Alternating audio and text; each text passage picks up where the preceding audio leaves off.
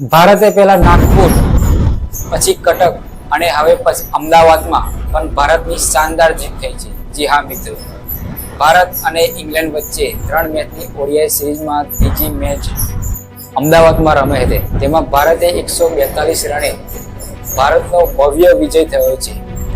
ભારત અને ઇંગ્લેન્ડ વચ્ચે રમાયેલી મેચમાં ઇંગ્લેન્ડે ટોસ જીતીને ભારતને બેટિંગ કરવાનું નિમંત્રણ આપ્યું હતું અને ઓપનિંગમાં ઉતરેલા શુભમન ગિલ અને રોહિત શર્મા.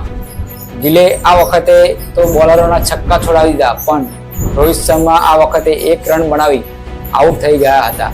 અને અમદાવાદમાં આ મેચમાં વિરાટ કોહલીના બેટથી રન જોવા મળવાના જ હતા, કારણ કે આ મેચમાં બધાની નજર વિરાટ કોહલી પર હતી. અને વિરાટ કોહલી આ મેચમાં આજે જૂના અંદાજમાં જોવા મળ્યા અને વિરાટ કોહલીએ 55 બોલમાં 52 રનની જોરદાર ઇનિંગ ભારતની ટીમ માટે રમ્યા. તેમાં 1 સિક્સર અને 7 ચોક્કા ફટકાર્યા હતા. અને વિરાટ કોહલીએ ઓછી ઇનિંગમાં 16,000 રન બનાવી અને સચિનનો મહાવિશ્વ રેકોર્ડ પણ વિરાટ કોહલીએ તોડી નાખ્યો છે.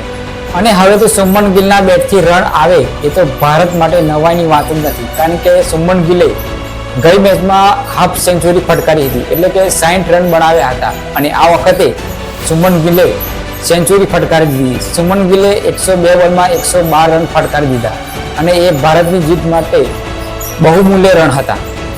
શ્રેયસ અય્યરની વાત કરીએ તો શ્રેયસ અય્યરે આ મેચમાં 78 રનની મહત્વની ઇનિંગ ભારતની ટીમ માટે રમ્યા. તેમણે 78 રન ફટકાર્યા હતા. અને ત્યાર પછી કેઆર રાહુલ ઘણા સમયથી આઉટ ફોર્મમાં ચાલી રહેલા, તેમણે પણ આ મેચમાં એક મહત્વની ઇનિંગ રમ્યા. મહત્વની એટલા માટે કહું છું કે ચેમ્પિયન ટ્રોફીમાં આપણને કેઆર રાહુલ રમતા જોવા મળવાના છે. અને કેઆર રાહુલે આ મેચમાં 29 બોલમાં 40 રન બનાવ્યા હતા.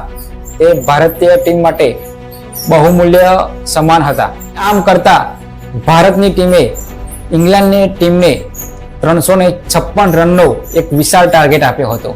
અને ઇંગ્લેન્ડની ટીમને ભારતે માત્ર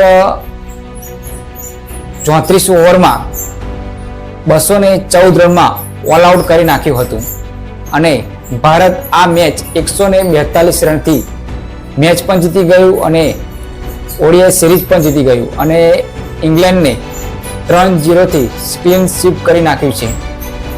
અને બોલરોની વાત કરીએ તો હર્ષદીપ સિંહને 2 વિકેટ મળી હતી, હર્ષિત રાણાને 2 વિકેટ મળી હતી, અક્ષર પટેલને 2 વિકેટ મળી હતી, હાર્દિક પાંડ્યાને 2 વિકેટ મળી હતી અને વોશિંગ્ટન સુંદર અને કુલદીપ યાદવને 1 વિકેટ મળી હતી. અને આ મેચના હીરો એટલે કે man of the match Shubman ગિલને આપવામાં આવ્યું છે અને મેન ઓફ ધ સિરીઝનો એવોર્ડ પણ શુભમન ગિલને આપવામાં આવે છે. તો મારી વિડીયો કેવી લાગી કમેન્ટમાં જરૂરથી લખજો. અને આ ચેનલ પર નવા હોય તો સબસ્ક્રાઈબ કરવાનું ભૂલતા નહીં. અને મારી વિડીયો તમે ફેસબુકમાં જોતા હોય તો ફોલો કરવાનું ભૂલતા નહીં. તો મળીએ મારી આવતી વિડીયોમાં. ત્યાં સુધી જય હિન્દ, જય ભારત.